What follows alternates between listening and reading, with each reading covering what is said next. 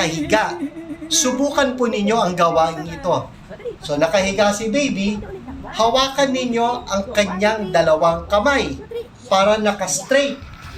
At subukan yung hilahin siya dahan-dahan mula sa nakahigang posisyon papunta sa inyo para makaupo.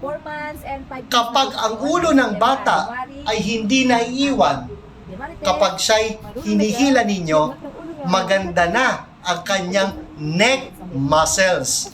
Therefore, ready na siyang pakainin.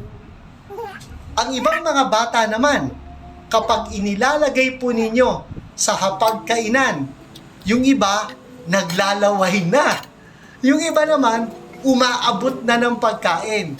Ang ibig sabihin nito, ready na siya for solid feeding.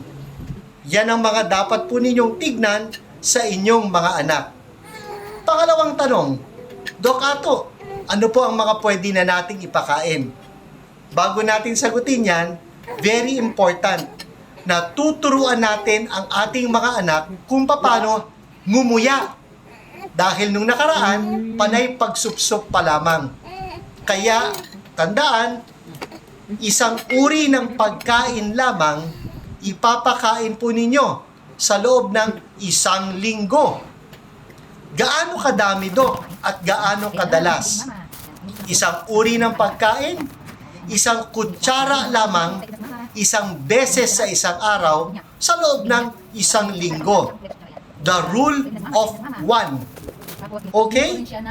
Kung may matitirang pagkain, ipakain nyo na lang doon sa nag-aalaga o sa kapatid ng bata. Hindi ako mahirapan. Pinili ko rin siya. Naka-ready na yan.